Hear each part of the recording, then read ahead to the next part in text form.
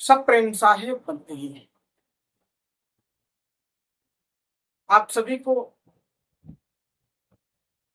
संध्याकालीन सत्संग प्रवचन में स्वागत है। आप सभी सदगुरु कबीर साहब के अनमोल ज्ञान रूपी शब्दों को और उनके द्वारा बताए गए रास्ते पर चलने के लिए निश्चित ही अनुसरण करते हैं। क्योंकि जिस प्रकार से संत जन, गुरुजन सदगुरु कबीर साहब के संदेश को, सदगुरु कबीर साहब के उपदेश को आप तक अपनी वाणी, अपने प्रवचन के माध्यम से आपको श्रवण कराते हैं, आपको अनुसरण करवाते हैं,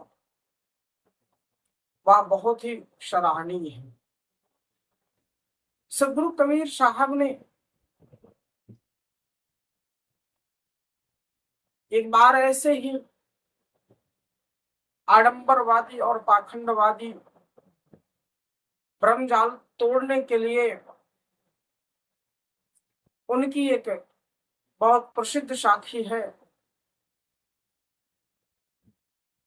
कि वाहन पूजे हरि मिले तो मैं पूजू पहाड़, घर की चकिया काहू न पूजे, जाकर पीस गाए संसार। तो इस समय तो किसी के घर में वह चक्की नहीं होगी, किसी के घर में वह, जिसे गांव में या घर घर में, कोई शहर हो या गांव, कहीं भी हो, हर जगह वह जांत होता था, वह चक्की होती थी पत्थर की, जिससे लोग पीस कर खाते थे। तो सदगुरु कबीर साहब बताते हैं और समझाते हैं, क्योंकि वह जब जा रहे थे उन्होंने देखा कि बहुत सारे ऐसे आडंबरवादी और पाखंडवादी लोगों ने प्रपंच रच रखा था। एक बढ़िया सा पत्थर की मूर्ति बना दी, रख दी, और उन्होंने कहा इसमें प्राण प्रतिष्ठान कर दिया, इसमें भगवान की उपासना होनी चाहिए, उनकी उपस्थिति हो गई। बहुत लोग वहां आते, पूजा पाठ करते हैं, सुबह शाम भगवान का नाम होता, भजन होते, सत्संग होता, प्रवचन होता, लोगों का जमावड़ा होता। अच्छा भी था कि किसी भी तरह सत्संग और प्रवचन होना चाहिए। सदगुरु कबीर साहब इसका कभी विरोध नहीं किए कि आप किसकी पूजा कर रहे हैं, किसकी नहीं कर रहे हैं। लेकिन जब उसमें पाखंडवाद भरा होता, आडंबरवाद भरा होता, तो सदगुरु कबीर साहब उसका विरोध करते थे। उन्होंने देखा कि जिस घर से भी वो जाते, दूर निकलते, जब वह देखते कि उनके घर में उनके माता पिता तो भूखे रहते थे, लेकिन वह उनके बच्चे अर्थात उनके बहू और उनके बेटे वहां जाकर लंबी लंबी लाइन लगाकर मंदिरों में पूजा करते, अर्चना करते और दान दक्षिणा करते। घर का जो माँ बाप होते वह भूखे ही रह जाते, उनको प्रताड़ित करते, उनको कहते तुम्हारी तो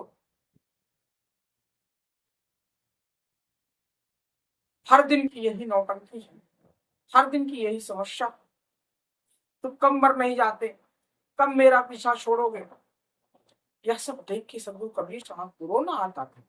संसार के ऐसे आडंबरवादियों पर भी, जो लोग ऐसे भ्रमजाल फैलाते, वो या ना समझा पाते कि जिसे भगवान को तुम पूजने जा रहे हो, तुमको क्या कभी कुछ दिया?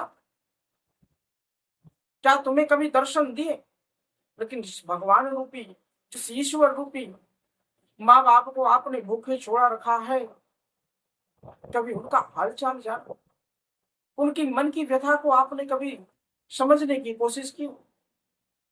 प्यारे भक्तों, सज्जनों, जिस घर में माँ बाप की सेवा नहीं होती, जिस घर में माँ बाप का अनादर होता है, चाहे कितना भी धन दौलत हो, चाहे कितना भी बढ़िया आपका कारोबार क्यों ना हो, किसी काम का नहीं होता।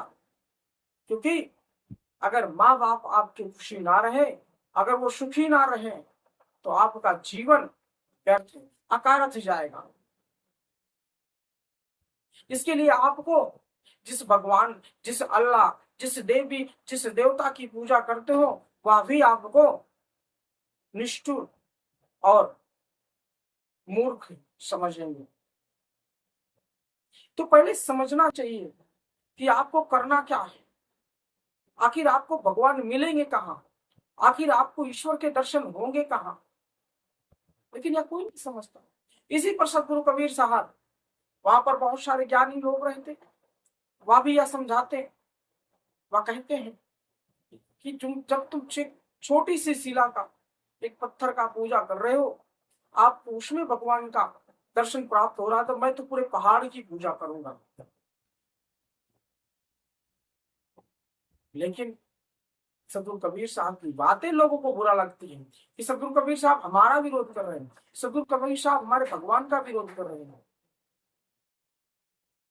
क्योंकि उनको सत्य का आभास नहीं मिली, सत्य पता नहीं चलता।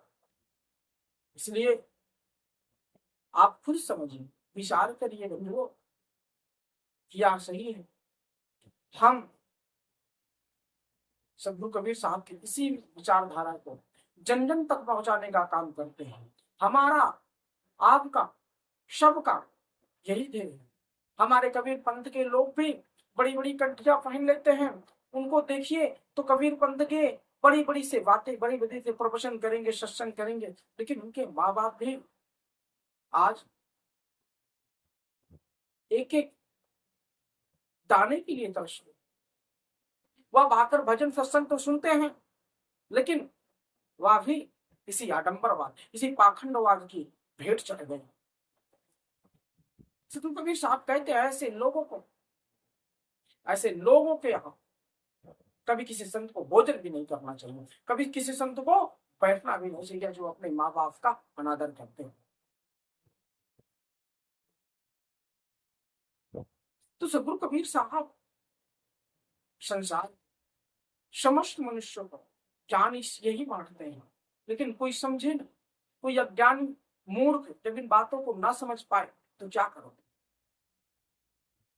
वह तो सिर्फ यही कहता है, विरोध करता है, हमारा विरोध करेगा, हरदम विरोध करेगा कि या तो गलत बोलता है, या झूठ बोलता है, या तो भगवान के हमारी विरोधभाषी है, या तो हमारे अल्लाह का विरोधी है, या तो हमारे ईशा का विरोधी है।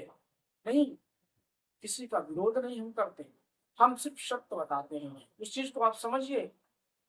जब तक आपको इसका इल्म नहीं होगा, जब तक आप ये समझेंगे नहीं कि भगवान रूपी माँ बाप को, आपको, उनको खुश रखना है, ईश्वर अपने आप खुश हो जाएंगे।